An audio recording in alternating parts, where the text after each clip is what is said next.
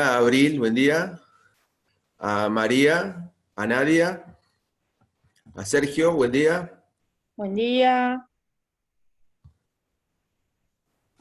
A Mauricio, a Sonia, a Janina.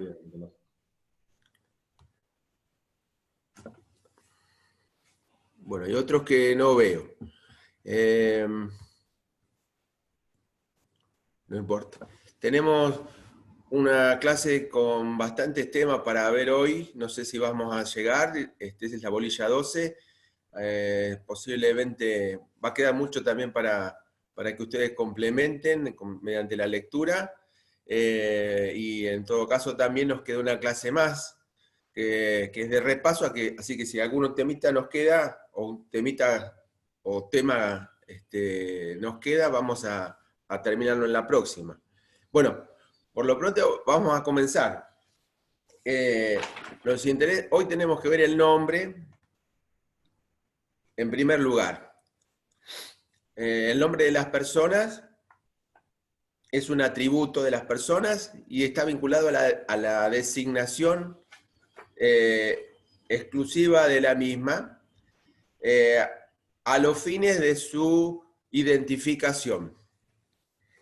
Tengan en cuenta entonces que el nombre tiene la característica de ser un atributo, y como todos, de carácter necesario, y en principio único, y si bien es un derecho de toda persona humana el tener un nombre, también es un deber, ¿sí? ¿Por qué? Porque es un deber frente a la sociedad, es un deber vinculado a la posibilidad de identificación de las personas, con las cuales la sociedad y el Estado tienen que establecer relaciones jurídicas.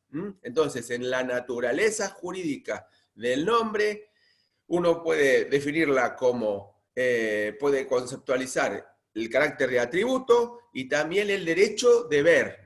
Es derecho subjetivo para toda persona humana, pero también es un deber de toda persona humana tener un nombre como forma de poder identificarlo en la vida social. El nombre tiene dos elementos.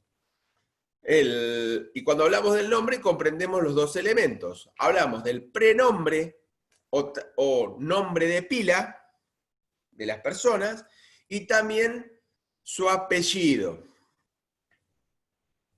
denominado de manera equivalente como patronímico. El apellido es el que deviene de los padres, ¿sí? El que le corresponde a la persona en función de sus padres.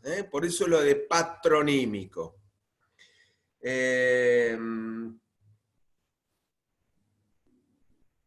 Tiene una historia que trataré de resumírsela. En principio, en la evolución histórica, los nombres de las personas eran solamente los nombres de pila. ¿Y por qué la idea del nombre de pila? ¿De dónde viene?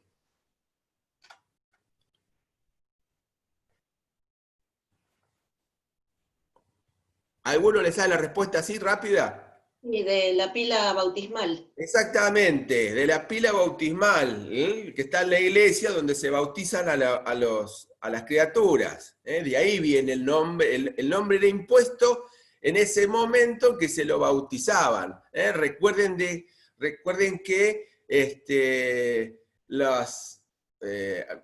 muchísimo tiempo antes de aparecer los registros civiles, los que se anotaban a los chicos, a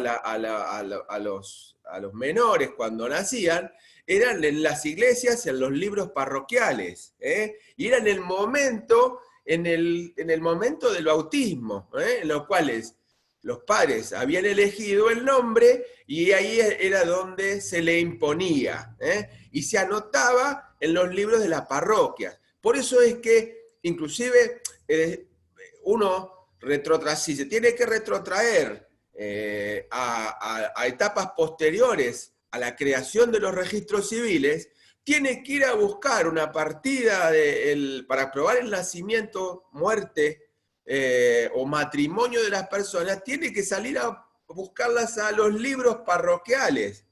Y eso le va a servir como prueba del estado civil, en supuestos en los que el registro no existe, porque no existía en ese momento, o también puede servir como una prueba supletoria, cuando existiendo el registro, la partida ha desaparecido porque se ha quemado, porque se ha perdido el libro respectivo en el registro civil. Bueno, es un comentario anecdótico, pero se vincula con otro elemento, con otro atributo, como es el estado de las personas.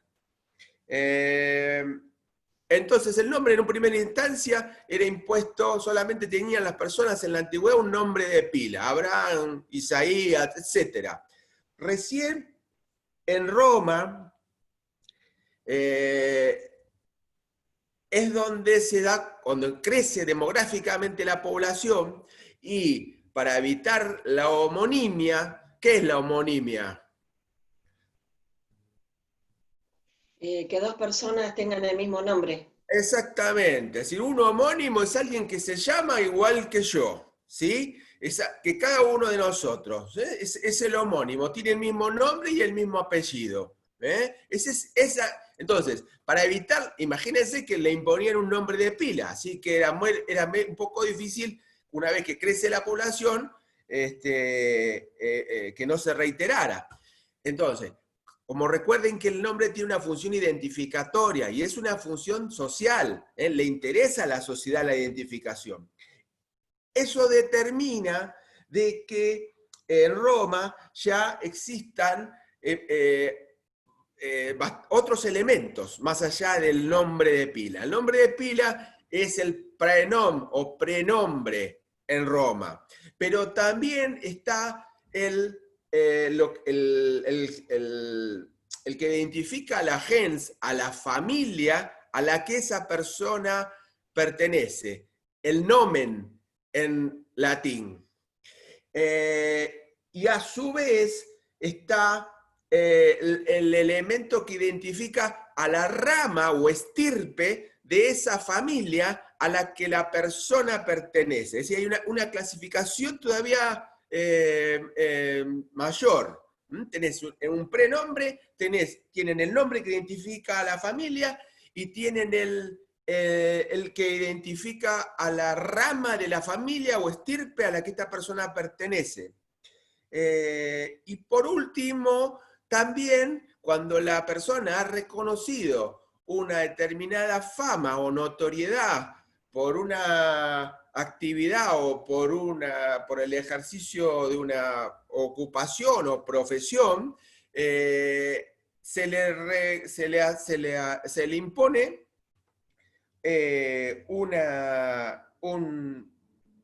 un apodo o un alias, ¿sí?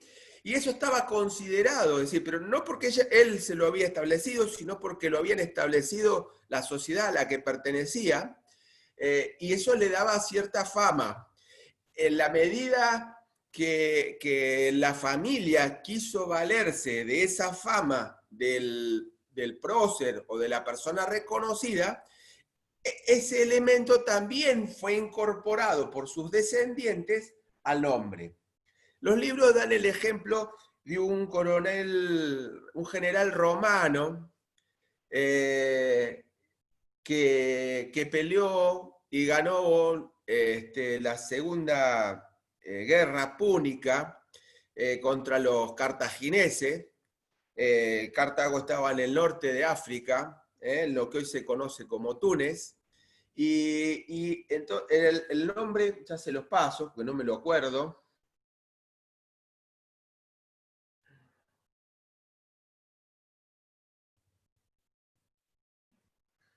Publio Cornelio Escipión, alias el africano. Bien, el Publio era el prenombre, el Cornelio era la familia, es decir, de la familia Cornelia a la que pertenecía, y Escipión era la rama de esa familia a la que esta persona le correspondía a su estirpe. por último, como había ganado esta Segunda Guerra Púnica, le quedó el africano, ¿sí? Que era como un alias o apodo. Que sin embargo, como ya les comento, es decir, los mismos descendientes del prócer decidieron incorporarlo a su nombre. Con posterioridad a la caída a la caída del Imperio Romano de Occidente por la invasión germana, se vuelve a la utilización del nombre único.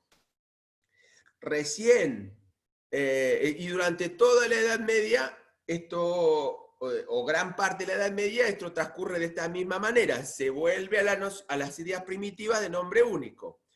Recién, a finales del siglo IX, y principios del IX, podemos ver que otra vez, por necesidades de identificación, se introduce al nombre de pila, al prenombre, se le incorpora una cualidad de la persona, ¿sí? Hoy una cualidad o la ocupación, o el lugar de donde proviene. Y por eso, y ahí nos llega una gran cantidad de los apellidos que hoy tenemos, ¿sí? Era Pedro y Blanco, o Juan Carpintero, o José Escribano. Bien, le estaban dando, es decir, estaban utilizando estas características para identificarlo. O era el hijo de, sí, Domingo el hijo de Pedro,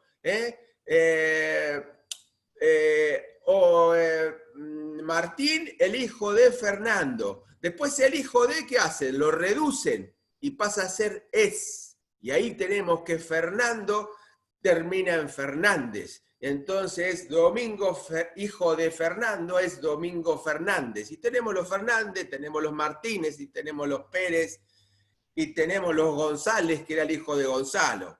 ¿Bien? Tenemos también los que responden a los lugares de donde provienen. Muchos de ustedes, a mí me tocó investigar y también decir, mi apellido proviene de un lugar de España, y muchos de ustedes también les puede pasar lo mismo. Es alguna de estas características que van identificando a la persona, que es la que van luego transmitiéndose de generación en generación, y llegamos a los apellidos de nuestros días. Por supuesto, esto que les comento es lo que transcurre en España, es lo que ha pasado en España, y como es nuestra madre patria, es la que ha devenido hacia nosotros por efecto de la colonización.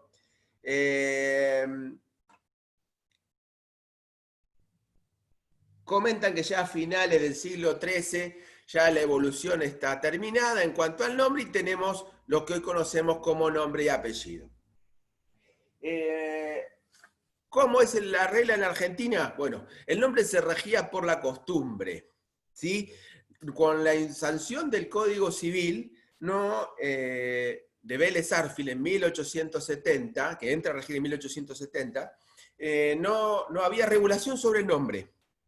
Bien, era la costumbre imperante la que regulaba el nombre. Recuerdan que cuando hay un vacío legislativo, el derecho a regir es el que surge de la práctica constante y con carácter obligatorio de las personas de la sociedad. El derecho consuetudinario. Había algunas regulaciones en materia de inscripción de hijos, pero bueno, recuerden también de que los registros civiles se crean posteriormente en Argentina, no en la época de sanción del Código de Vélez, y que se seguían anotando a las criaturas en los libros parroquiales de las iglesias. El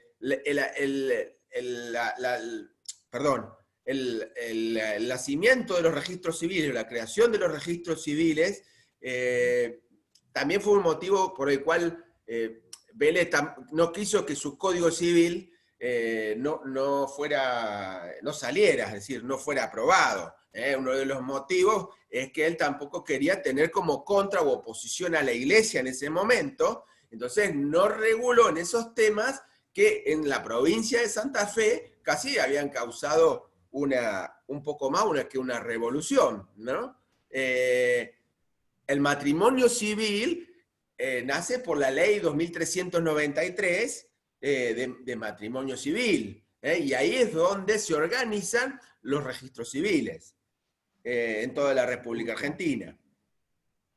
Los que no eran, por ejemplo, los judíos Bueno, o algún otro, ¿no estaban registrados, no tenían registros? ¿O bueno, sí? era el registro de su parroquia, es decir, había una libertad de cultos en la cual lo que él consideraba es que la prueba iba a estar dado por el libro de la parroquia a la religión en la que la persona pertenecía.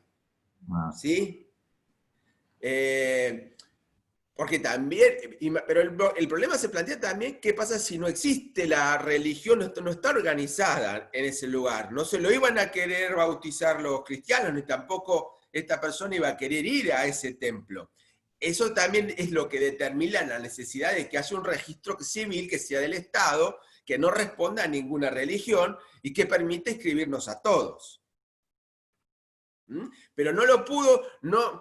Fue una cuestión política, yo no sé si fue, no solamente si es una cuestión de convicciones, hay que pararse también en esa época, no en hoy, sino en 1870, pero seguramente no hubiera obtenido una aprobación al libro cerrado como lo tuvo en ese momento, si ya en 1870 regulaba el matrimonio civil, ¿no? Porque hubiera sido totalmente contrario a las ideas de la época,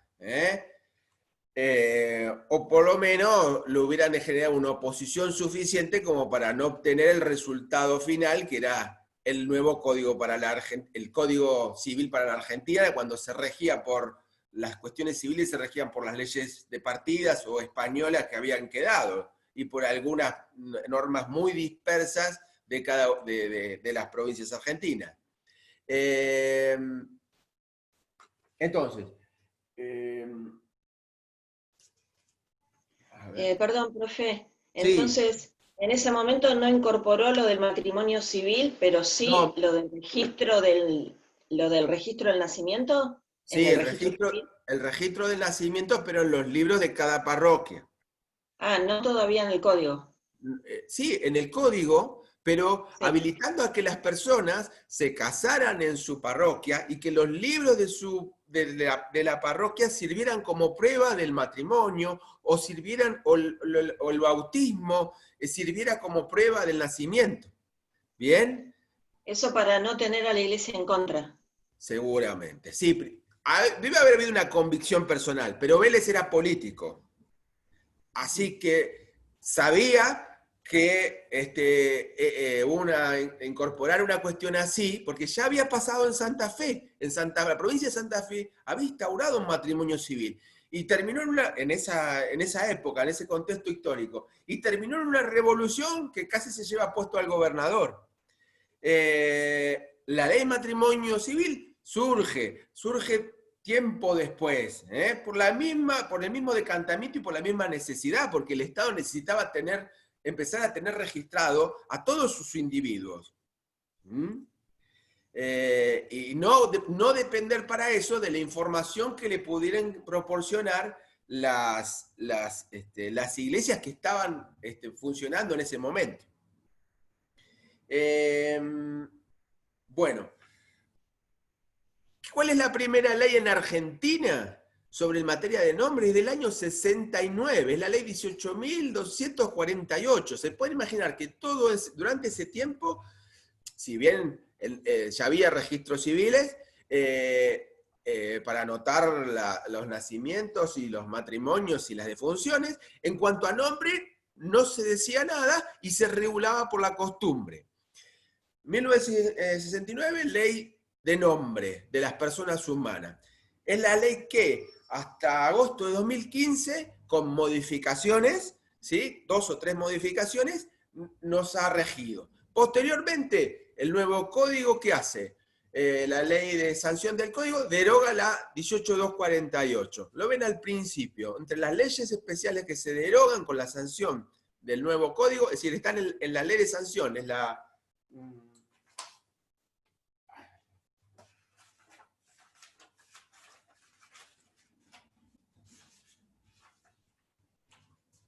La 26.994 nos dice en el artículo 3º,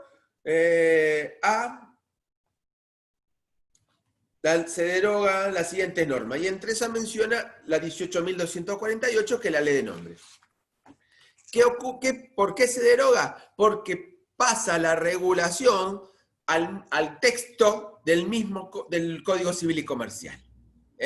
Con algunas modificaciones, pero esencialmente pasa lo que ya teníamos de la 18.248, se incorpora al texto mismo del nuevo Código Civil y Comercial.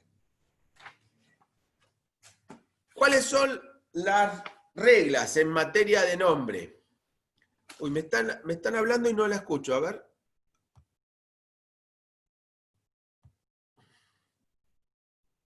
No, a ver si... ¿Me están escuchando ustedes a mí? ¿Sí? No sé si Mara me quiere comentar algo, pero... ¿No? Bueno. ¿Cuáles son las reglas? Primero, ¿cuáles son los principios que se rigen en esto? El principio se trata de respetar la igualdad en la elección del nombre y también del apellido. Se busca la autonomía de la voluntad, ¿sí? Y en ello es el respeto de la voluntad de los progenitores, es decir, de los que ejercen la patria potestad. Tercero, también el respeto a la identidad de la persona. Y esto por ahí lleva esos tres principios que rigen en materia de nombre, nos llevan a soluciones en distintos temas que están vinculadas o perfiladas de acuerdo a estos principios. ¿Cuáles son las reglas? Ninguna persona, si bien hay libertad, ninguna persona puede tener más de 3 nombres. No le podemos poner primeros nombres a los hijos iguales a los de hermanos vivos. ¿Se acuerdan que el nombre te permite, con el apellido, identificar a la familia a la que pertenece, pero el nombre de pila te identifica a los miembros de cada familia? Entonces, por un tema de identificación, no pueden tener hermanos los mismos primeros nombres entre sí, ¿sí? Porque entonces prestaría confusión. No quita sin embargo, se ha admitido en los casos de las hijas que se llaman con primer nombre María. ¿Por qué? Porque tienen un segundo nombre, María Florencia, María de las Mercedes o María Paola, que es el que permite la identificación, ¿sí? Eso es tradicionalmente por la doctrina y por la jurisprudencia está admitido. Se le pueden imponer nombres aborígenes o de raíces latinoamericanas. Sí, no es una novedad del nuevo código, ya estaba permitido con una reforma a la ley 18.248. Antes no le podíamos imponer a las personas un nombre extranjero si no estuviese castellanizado por el uso. Sin embargo, esa prohibición desaparece en el nuevo código, ¿sí? Entonces, como no está prohibida, queda permitido imponer nombres de pila extranjeros.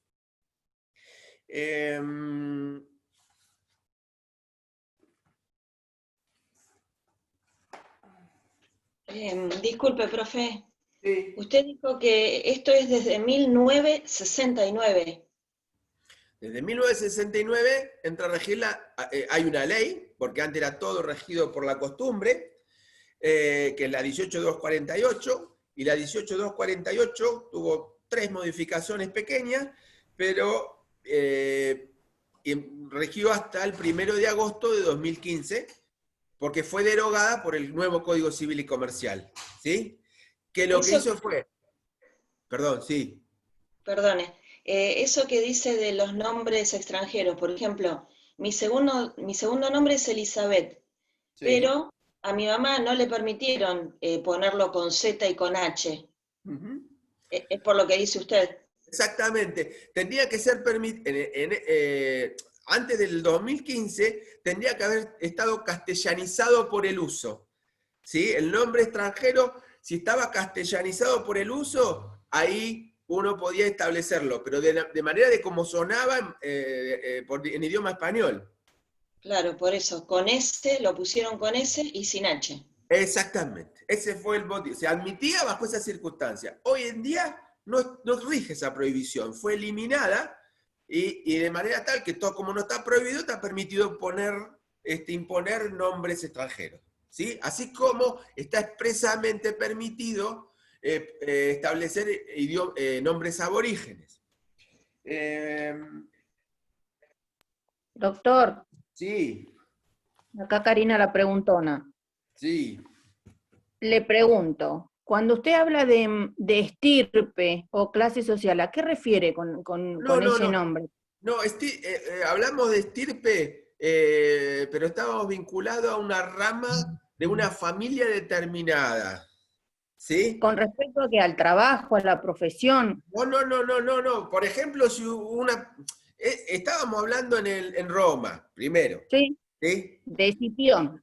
No, no hoy, claro. Pero es como si yo le dijera hoy, esos son los hijos de Martínez, Martínez Rodríguez. Ojo, porque yo no soy Martínez Hernández. Se Ah, diferencia, es como que estamos hablando, es como si hiciéramos una analogía con eso. Estamos hablando de una rama de la familia que no es igual a la otra, por más que tenga un tronco común. para diferenciar. Exacto, la estirpe se habla de eso, de una rama familiar. ¿Eh? Perfecto. Pero ya le digo, Ahora sí. eso en Roma, ¿eh? En Roma. Sí, sí, sí. Gracias. De nada. ¿A qué le corresponde la elección del nombre, del prenombre? Le corresponde a los que ejercen la patria potestad, a la responsabilidad parental, le corresponde a los padres. Dice, o a las personas que ellos autoricen. Y si estamos frente a una persona que tiene un solo vínculo filial, y bueno, le corresponde al padre que ejerce esa responsabilidad parental.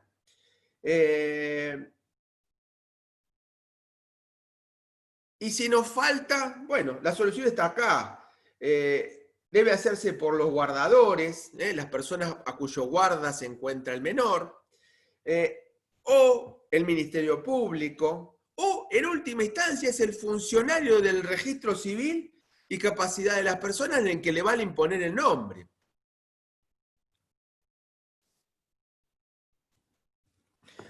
Hay, en el caso, uno se imagina de niños perdidos, o mejor dicho, abandonados, bebés abandonados, que termina siendo, en la antigüedad, antiguamente era, y no tan lejos, estamos hablando del siglo pasado, era el jefe del registro civil el que imponía el nombre. ¿Mm? Y también el apellido. ¿Mm? Y también el apellido, porque lo desconocía. Así vemos, y acá no estamos yendo a apellido también, ¿no? Vemos el apellido Expósito. ¿Sí? El apellido Expósito tiene como raíz la situación de abandono. ¿Mm?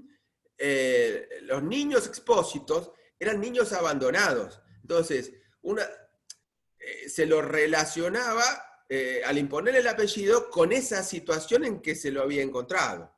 Obviamente que esto se deja de lado y trata de no vincularlo hoy en día.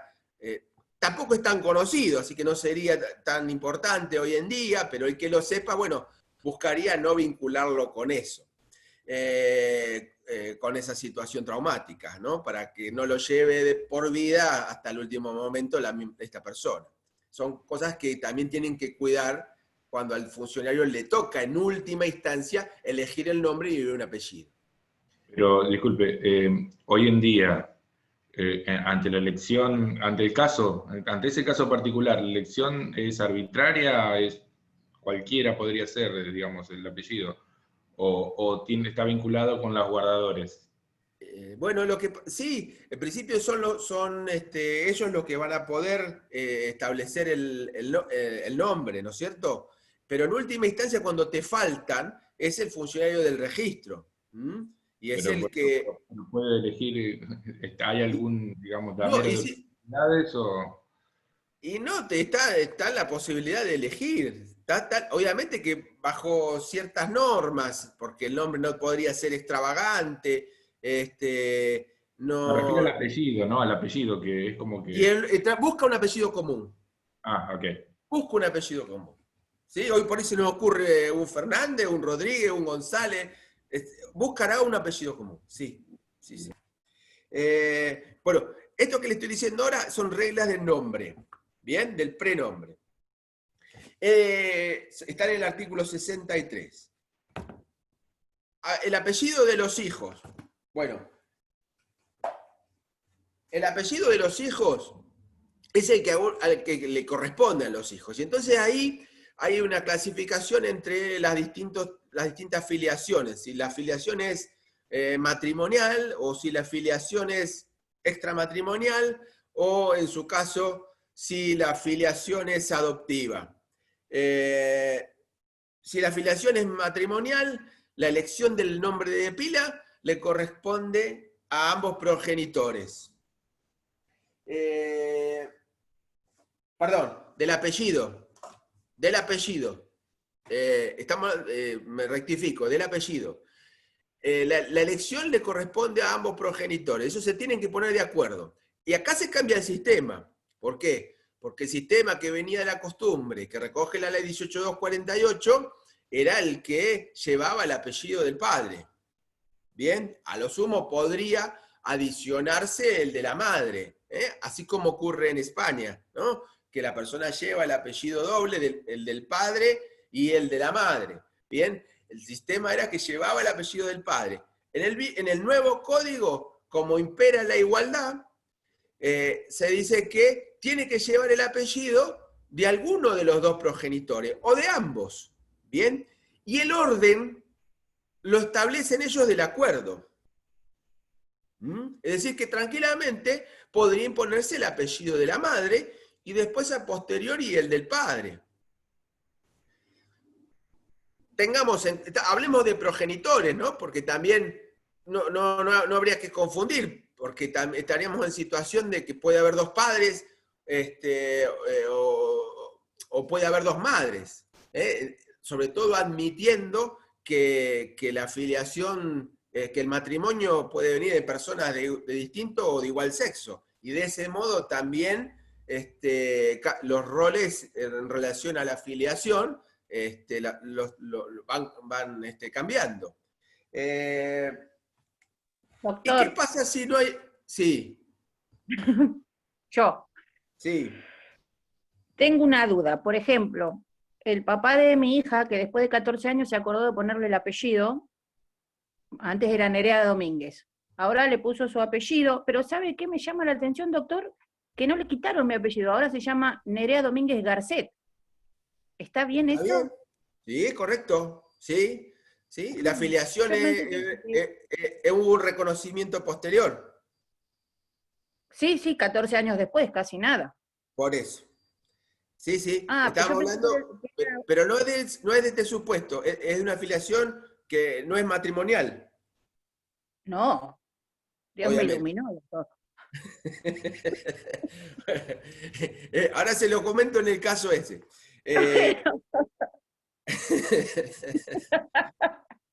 Bueno, ¿qué pasa si en la afiliación matrimonial, entonces ya dijimos que puede poner el apellido de cualquiera de los padres? Tiene que haber acuerdo de ellos. Y si no se ponen de acuerdo, sorteo. Sorteo ante el jefe del registro civil, tira la moneda y te dice cuál es el apellido que va, o que va primero. ¿Bien? Han entendido que la forma más igualitaria de resolver el problema es tirando la moneda, es a través del azar. Así está resuelto. Lo que está claro es que todos los hijos de un mismo matrimonio tienen que llevar la misma integración, es decir, el apellido de familia. Si al primer hijo le ponemos Fernández, y bueno, a todos los demás le vamos a tener que poner igual. A todos los hermanos de ese le vamos a tener que asignar el mismo nombre. O Fernández Martínez, bueno, van a ser todos Fernández Martínez. No vamos a poder alterar el orden de los distintos apellidos de los hermanos. Eso no, eso es lo que se denomina apellido de familia. Lo que quedó, se designó para el primero, queda para todos los hermanos de esa. ¿Qué pasa con la filiación extramatrimonial? Si la filiación extramatrimonial, de los hijos fuera del matrimonio, si el vínculo filial se establece para los dos padres, para los dos progenitores de manera simultánea, se aplican las normas que dijimos antes. Se tienen que poner de acuerdo sobre el apellido que le ponen. Si no se ponen de acuerdo, va a sorteo por el jefe del registro civil.